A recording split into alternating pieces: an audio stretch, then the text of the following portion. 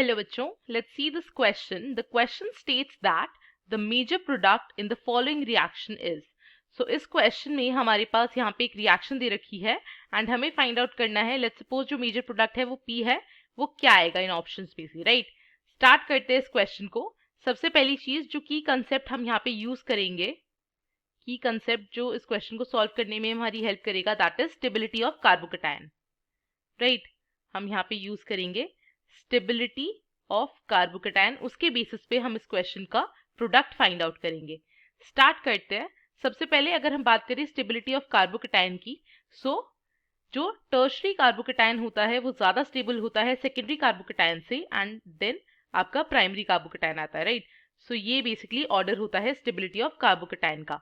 अब हम स्टार्ट करते हैं. हमारे पास यहाँ पर जो रिएक्टेंट दे रखा है, इसके अंदर हमारे पास यहाँ पर आयोडीन ग्रुप है, राइट? एंड इधर हमारे पास जो रिएजेंट दे रखा है that is tert butanol, right?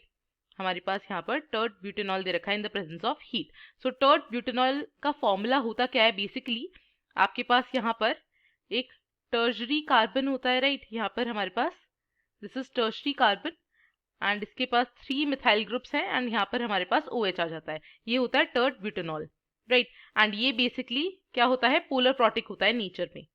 ये क्या होता है? पोलर प्रोटिक नेचर का होता है. फर्स्ट स्टेप में क्या होगा, जब आपका रिएक्टेंट जो है वो tert butanol which is a polar protic, इसके साथ यहाँ पर रिएक्ट करेगा. सो यहाँ पर आपका इवन मैकेनिज्म फॉलो होगा. इवन मैकेनिज्म बेसिकली फॉलो होगा एंड इवन मैकेनिज्म के थ्रू बेसिकली क्या होता है? इवन मैकेनिज्म में सबसे फर्स्ट स्टेप में क्या होता है? Formation of carbocation, right? So first step में इवन मैकेनिज्म फॉलो होगा जिसकी वजह से कार्बोकेटायन का फॉर्मेशन यहाँ पर हो जाएगा, राइट? एंड अगर कार्बोकेटायन का फॉर्मेशन होगा, बेसिकली ये आई जो ग्रुप है यहाँ से बाहर जाएगा एंड यहाँ पर हमारे पास एक सेकेंडरी कार्बोकेटायन का फॉर्मेशन यहाँ पर हो जाएगा. यहाँ पर हमारे पास सेकेंडरी कार्बोकेटायन का फॉर्मेशन हो गया. सो यहाँ पर हमारे पास 2 डिग्री कार्बोकेटायन का फॉर्मेशन हो गया फर्स्ट स्टेप के बाद. अब हमें देखना है इस 2 डिग्री को हम मोर स्टेबल कार्बोकेटायन में कन्वर्ट कर सकते हैं या नहीं. सो अगर हम इस कार्बोकेटायन के ऊपर 1,2 हाइड्राइड शिफ्ट करा दें, 1,2 हाइड्राइड शिफ्ट अगर यहाँ पर हम करा दें, यहाँ पर हमारे पास ये अल्फा कार्बन, इसके ऊपर जो अल्फा हाइड्रोजन है, अगर इधर से हम हाइड्राइड शिफ्ट करा दें तो हमारे पास यहाँ पर क्या बन जाएगा?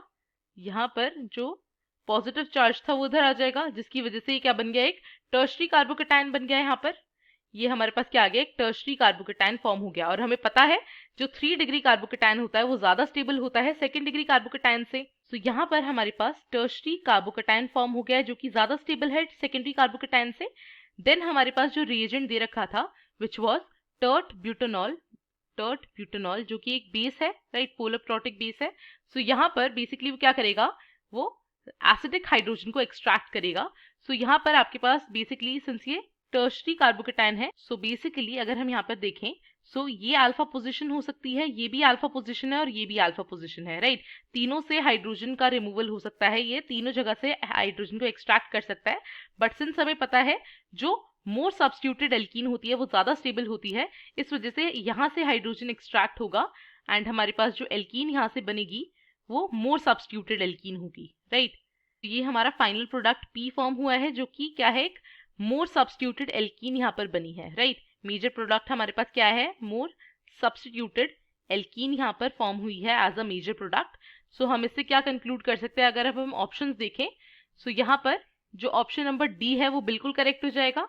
सो इससे we can conclude that therefore option D is the correct option, right? And यही हमें फाइंड आउट करना था. So I hope you understood. Thank you and all the very best.